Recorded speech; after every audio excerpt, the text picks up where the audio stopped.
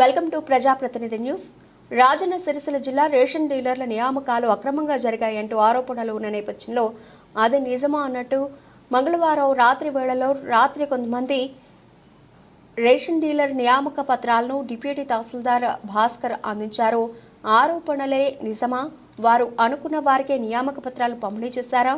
నిరుద్యోగులపై ఎందుకింత వివక్ష? ఉద్యోగాలు వారు చెప్పిన వారికే ఇస్తారా అని రాజన్న సిరిసిల్ల ప్రజలు అనుకుంటున్నారు.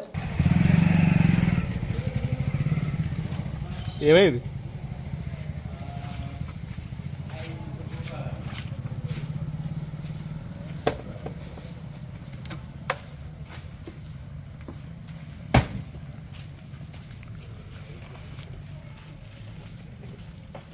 అన్న ఏం చేసిరా అన్న ఇప్పటివరకు? ఈ రాత్రి పూట ఎందుకు ఇవ్వాల్సి వచ్చింది అన్న? ఎందుకు ఇవ్వాల్సి వచ్చింది? ఈ టైంలో ఎందుకు ఇవ్వాల్సి వచ్చింది అన్న? ఈ టైం అని కాదన్న, అంటే ఆధార్ కార్డు ఇవ్వాలి, మార్నింగ్ ఇవ్వాలి కానీ ఇక వాళ్ళు వచ్చారు. ఈ టైంలో ఎందుకు ఇచ్చారు? ఇంతవరకు ఎవరికి ఇవ్వలేదు కదా, ఈ టైంలో ఎందుకు ఇచ్చారు మీరు? ఇన్ఫర్మేషన్ అప్పుడే ఇచ్చామన్నా. లేదు ఇన్ఫర్మేషన్ అట్లేదు, ఇప్పటివరకు ఎవరికి కూడా ఇచ్చాం. వాళ్ళు వచ్చి ఫోన్ చేస్తే వచ్చాను, నేను ఫోన్ చేస్తే వచ్చిన తినటం చేసిన ఇచ్చారా లేకుండా ఎట్లా? ఫైనాన్స్ ఇచ్చారు. ఎంతమందికి ఇచ్చారు ఇప్పటివరకు? 5 తీసుకున్నారు. ఇప్పుడు మీరు క్యాండిడేట్కి ఇవ్వకుండా వేరే వాళ్ళకి ఎందుకు ఇచ్చారు? క్యాండిడేట్గా ఇస్తాం. ఇప్పుడు క్యాండిడేట్ కాదు కదా అతను, ఎవరు? ఇప్పుడు తీసుకుపోయిన అతను క్యాండిడేట్ క్యాండిడేట్ భర్త కదా అతను. మీరు ఎవరి పేరు ఇచ్చారు? ఎవరికి ఇచ్చారు అన్న ఇప్పుడు? అసలు భర్తనే. ఏం పేరు? ఎవరికి ఇచ్చారు అంటే పేరు నేను నోట్ చేసుకోలేదు, నేను పేరు నోట్ చేసుకోలేదు. వాళ్ళు వచ్చిన వాళ్ళకు ఇచ్చి సైన్ తీసుకున్నాం అంతే. అంటే ఎవరు ఇవ్వమని చెప్పారు మీరు? ఎవరు ఇచ్చారు కాదు, ఇప్పుడు పార్టీ ఆఫీస్ నుంచి ఇచ్చారు ఆర్డర్స్, మనం డిస్పాచ్ చేసాం. ఈ రాత్రి 9 గంటలకు ఎందుకు ఇవ్వాల్సి వచ్చింది? నేను అయితే వాళ్ళు ఇప్పుడు నాకు ఫోన్ చేసి వచ్చారు, నేను ఫోన్ చేసి ఇప్పుడు ఎవరికి ఇచ్చినామో కూడా తెలియదు అంటుంది మీరు. వాళ్ళు ఎవరో ఇచ్చినామో అని పేరు గుర్తుంచుకుంటారని జస్ట్ 5 ఇచ్చారు. 5 పేర్లు ఇచ్చిన వాళ్ళ పేరు గుర్తే తీసుకుపోయారు, వాళ్ళు సంతకాలు పెట్టి తీసుకుపోయారు. ఇప్పుడు క్యాండిడేట్స్ మార్నింగ్ ఇవ్వాలి. ఇప్పుడు వాళ్ళకు ఉంటుంది కదా, మాకు ఇయ్యరా మాకు ఇయ్యరా అని వాళ్ళకి ఇన్ఫర్మేషన్ పోయి ఉంటుంది కదా, అట్లా. రాజన్న సిరిసిల్ల జిల్లాలో రేషన్ షాపుల నోటిఫికేషన్ వచ్చిన తర్వాత సిరిసిల్లాలో రాత పరీక్ష నిర్వహించడం జరిగింది. ఆ రాత పరీక్షలో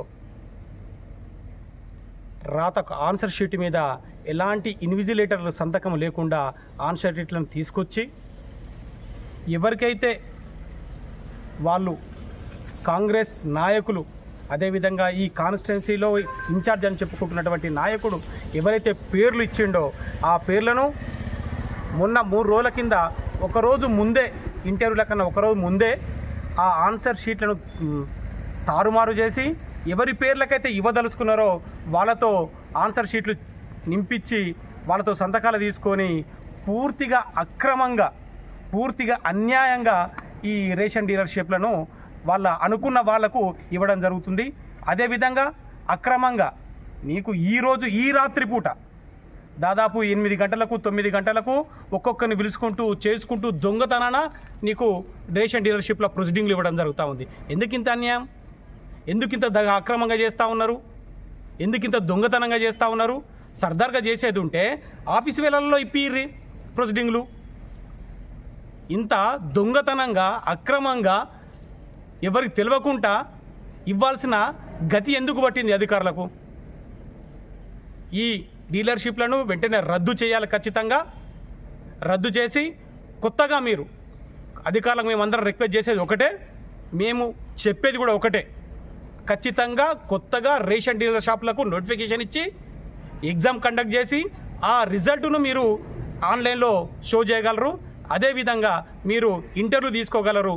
ఎందుకంటే మీరు ఇష్టం వచ్చినట్టు ఎవరికి పడితే వాళ్లకు ఇంటర్వ్యూ తీసుకొని ఆన్సర్ ఎగ్జామ్ కండక్ట్ చేసి అవన్నీ పక్కన పడేసి మీరు ఎవరికి పడితే వాళ్ళకు ఆన్సర్ షీట్లో మార్క్స్ వేసుకొని మీరు అనుకున్న వ్యక్తులకు ఎవరైతే ఇవ్వదలుచుకున్నారో ఆ వ్యక్తులకు మీరు ఇవ్వటము.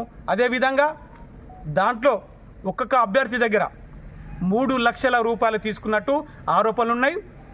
దానికి మీ కాంగ్రెస్ పార్టీకి చెందినటువంటి నాయకులే ఆరోపణలు చేసిరు ఇక్కడ. అదేవిధంగా తంగల్పల్లి మండలకు సంబంధించినట్టు ఇంకొక ఎరడిపేట మండలకు సంబంధించిన ఒక కాంగ్రెస్ నాయకుడు మాలాంటి బీఆర్ఎస్ నాయకుల దగ్గరికి వచ్చి అన్న 3 లక్షల రూపాయలు మా దగ్గర తీసుకున్నారు, మేము కాంగ్రెస్ నాయకులము, మేము కాంగ్రెస్ పార్టీకి సేవలు చేసినాము, ఏం చేద్దామన్నా అని చెప్పి చెప్పుకున్న దుస్థితి ఇక్కడ దాపురించింది. మేము ప్రజాపాలన అంటున్నారు, మీరు ప్రజాపాలన కాదు మీరు చేసేది, వసూళ్ల పాలన చేస్తూ ఉన్నారు.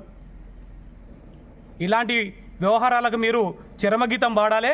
ఖచ్చితంగా మేము మా బీఆర్ఎస్ పార్టీ ఆధ్వర్యం లోపల దీన్ని మేము ఎదిరిస్తాం. ఖచ్చితంగా ఈ నోటిఫికేషన్ రద్దే వరకల్లా మేము పోరాటం చేస్తామని చెప్పి తెలియజేస్తా ఉన్నాం.